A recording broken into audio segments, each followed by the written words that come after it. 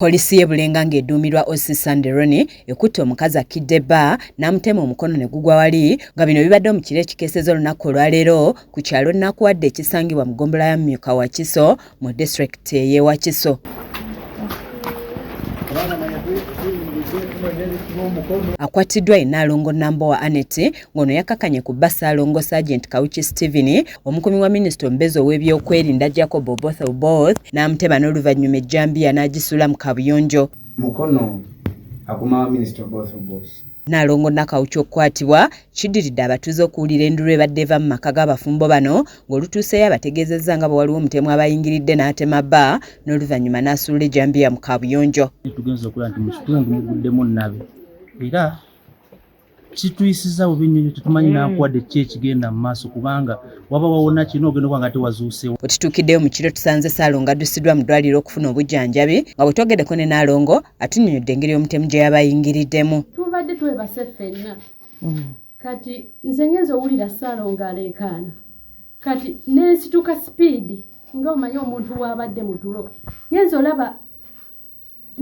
olaba addusa atuuse eno kati nenzija ne mukwata ogenda omukwata ng'atonnya omusaayi kati naye wabaddewo omusajja abadde mu kikooti ekya bbulaaka kati mbadde nfa ku Ssaalongo mukwata jjukira abadde bwerere nga mukwata ayagala kuggula luggi kati ono seeki naye kwe kufubutuka eno n'akola ki n'adduka. Abatuuze bamukunyizza oluvannyuma lw'okumwekengera wabula n'akalambira nti omutemu ye yabalumbye kyokka bba abaana balabiddwako nga nabo babunye omusaayi.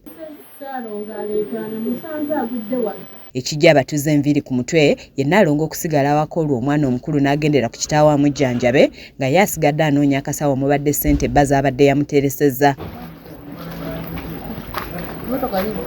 Babadde bakyali awo omwana omukulu n'akuba essimu era Ssaalongo n'asaba poliisi okukwata Nnaalongo we kuba yamutemye nga Omusirikale amugumizza nti baamukutte dda. Abatuuze batunnyonnyodde engeri Nnaalongo gy'atemyemu Ssaalongo we gwalinamu abaana bana nga bagamba nti we bamusangidde abadde agezaako okunaaba omusaayi ogubadde gumubunye.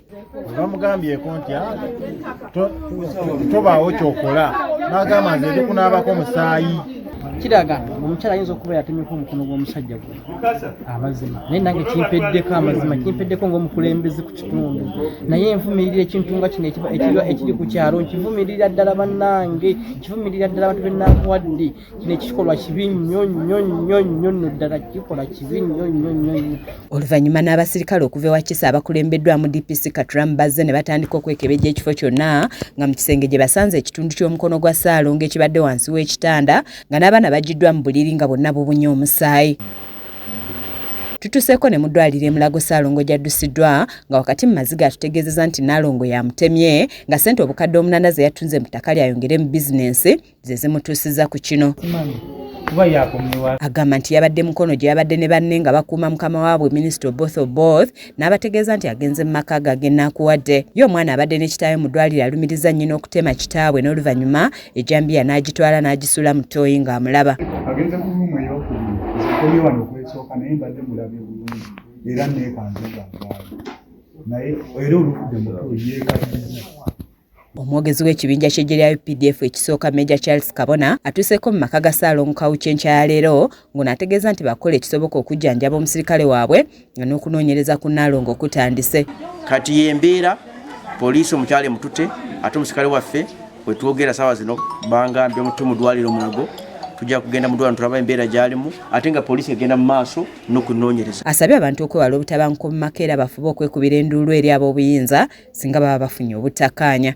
Buno that's part of domestic violence eri common nnyo oba obutabanguko mu maka obuze nga bweyongera kati buli omu alina omulimu gwakukola nnyo okulaba nga tubukendeeza. Baabasirikale Ssaalongo Kawuki bakola nabo bagamba nti azze abategeeza ku butakkaanya bw'alina ne Nnaalongo we nga batunnyonnyodde n'engeri gye yabasiibuddemu ng'agenda eka. Emubende waliwo okulotokolo obadde kusatu wabaawo ne yeebase nga bbiri zokka ne kati kapooti akamu yabadde mu process katunda asobokaniko emmotoka eyo kati abadde yakatunze nga yafunye ssente kati awo ebiddiridde byonna. Nze Annette Namatovu ku lwa KSTV agaleero.